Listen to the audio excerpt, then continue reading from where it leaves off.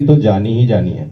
आप past experience के लिए आप देख सकते हैं, दिल्ली को देख सकते हैं, आगरा को देख सकते हैं, उड़ीसा को देख सकते हैं, नौकरी वहाँ लोगों की गई है।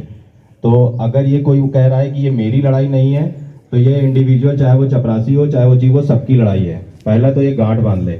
दूसरा, नौकरी तो जानी जानी है, छटनी होनी ही होनी है। छटनी के लिए जो स्टार्टिंग में हम लोगों ने डॉक्यूमेंट जारी किया था, उसी क्रम में छटनी होगी।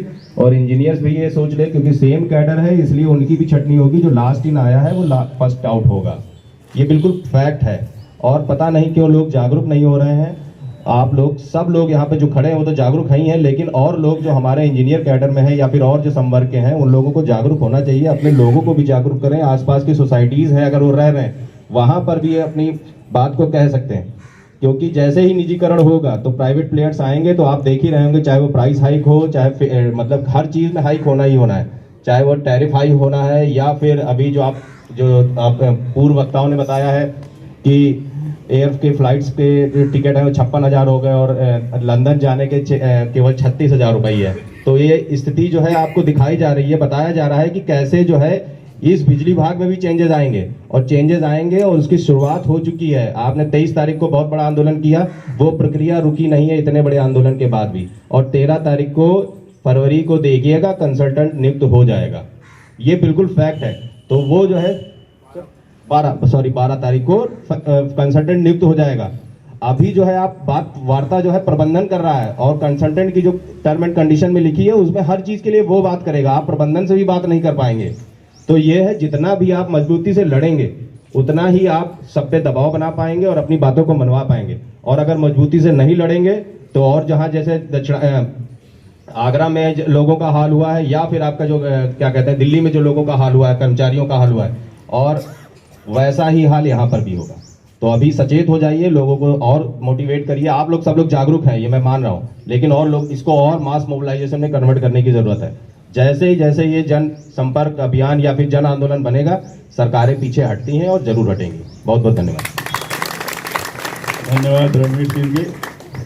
इससे कबल कि मैं शैलेंद्र दुबे जी को आवाज दूं, मैं चाहता हूं कि दुर्गा शक्ति के आतिशे सोजा में भी हक बात कहेंगे।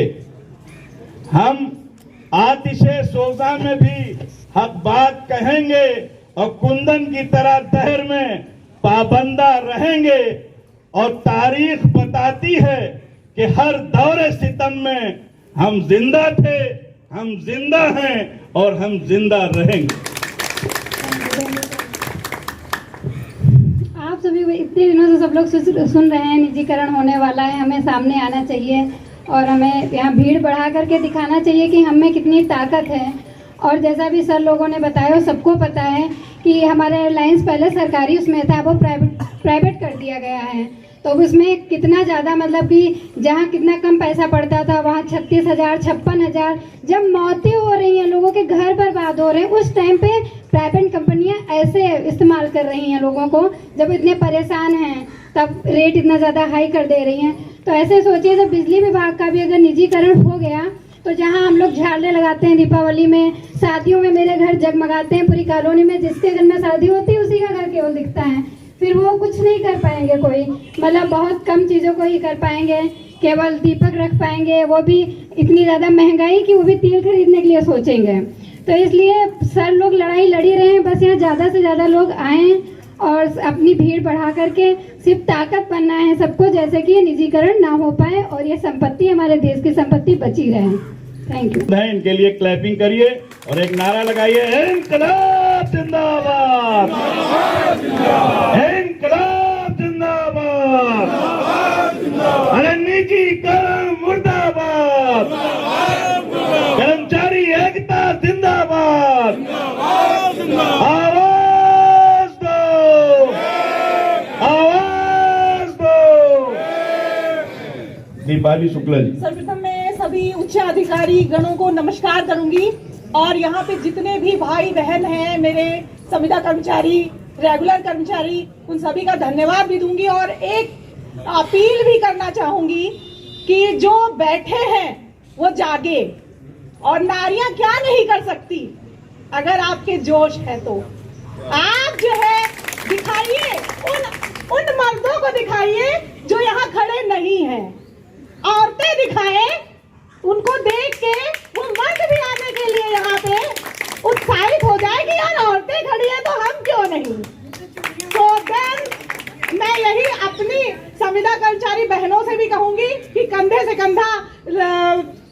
के चले।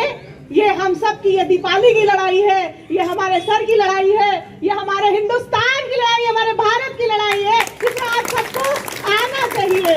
और जो नहीं आए हैं उनको भी जैसे कि हमारे आदरणीय सर रणवीर सर ने बताया कि नौकरी का क्या हाल है। हम लोग 10,000 पे अपना जीवन शैली चलाते हैं। अगर ये सोचिए, अभी तो यहाँ उम्मीद है कि अगर हम लोग इतने पुराने 10 साल मुझे हुए यहाँ पे काम कर रहे, ऐसे हमारे बहुत से लोग हैं जो जवानी की दहलीज पे रहे और बूढ़े हो गए इसी संविदा कर्मचारियों में।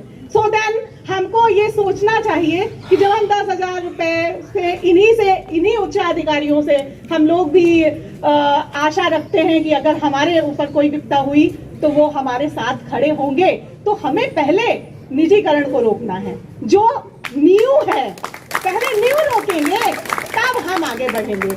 और हमारी सभी भाई बहनों से सबसे ये रिक्वेस्ट है कि 2 से 3 कृपा करके नीचे आए। अगर वो 2 से 3 लंच नहीं करेंगे तो 3 से 4 कर लेंगे, लेकिन वो आए नीचे। 1 घंटे के लिए वो समय दें और जरूर दें और सहयोगी बने और कदम से कदम मिला के चले और इस निजीकरण को बंद करें। ये दम है, ये क्षमता है, ये अपने अंदर जोश रखिए कि हम ये कर सकते हैं। धन्यवाद सभी का। उड़ानों पे वक्त भारी है, उड़ान वालों, उड़ानों पे वक्त भारी है कि अब परों की नहीं हौसलों की बारी है। और दुआ करो कि सलामत रहे मेरी हिम्मत। दुबे जी की हिम्मत की बात हो रही है। दुआ करो कि सलामत रहे मेरी हिम्मत। ये चिराग कई आंधियों पे भारी है, ये चिराग कई आंधियों पे भारी है। जनाब शैलेंद्र दुबे जी।